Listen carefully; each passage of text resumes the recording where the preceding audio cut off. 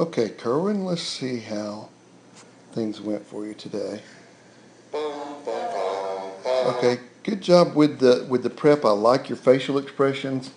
Just remember that when the prep begins, I'm going to back you up just a little bit. Notice your left hand when it does. It does the same thing with your right hand. What you want to try to do is drop the left hand right when the right hand starts to do the prep. That way you don't have both hands prepping the group, okay?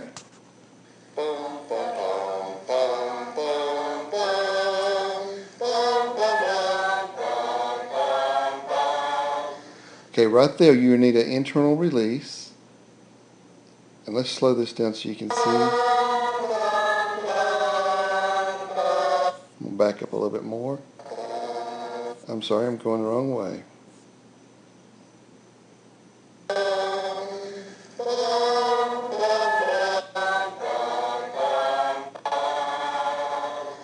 Right there.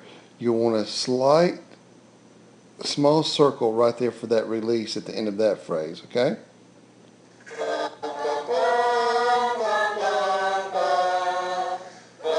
And right here we start the decrescendo. Yeah, make sure you start that right on beat 1. And let's look at your hand, how it comes up. You want to kind of bring the hand around this way and then show the palm and then start taking it down that way and keep it really smooth. Let's look at that in slow motion as well.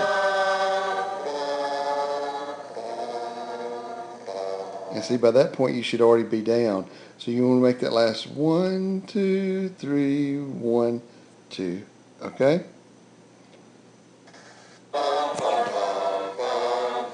Lots of clarity in your pattern. You're real easy to follow. I like what the right hand is doing.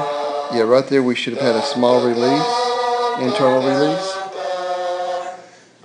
And pattern, yeah, your decrescendo needs to start earlier and once again go all the way through the phrase.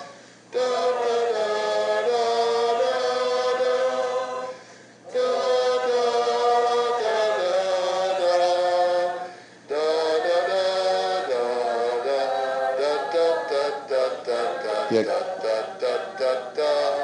Now remember with the subdivision, you want to go 1 and 2 and 3, and I just drew that backwards because I'm looking at the screen, but make sure that you show the downbeat and the upbeat throughout these measures that we're doing the subdivision on. You got a little bit better at the end. Now look at this. When you bring the hand back in for the sustain, look how low the left hand is. Okay? When you bring that sustain in, you want your left hand to be exactly even with your right hand, and then just pull it out with the palm up just slightly until you go into the release, okay? The release looked good. Now right there, let's see, why did somebody come in early? Let's see what you did. Let's go in slow motion. There's your release.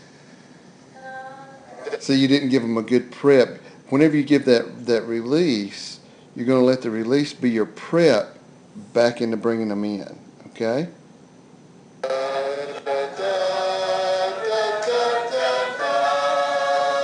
Yeah, once again, you'll want that left hand to be even with the right hand and just bring it right up for the sustain, and then it'll go into the release.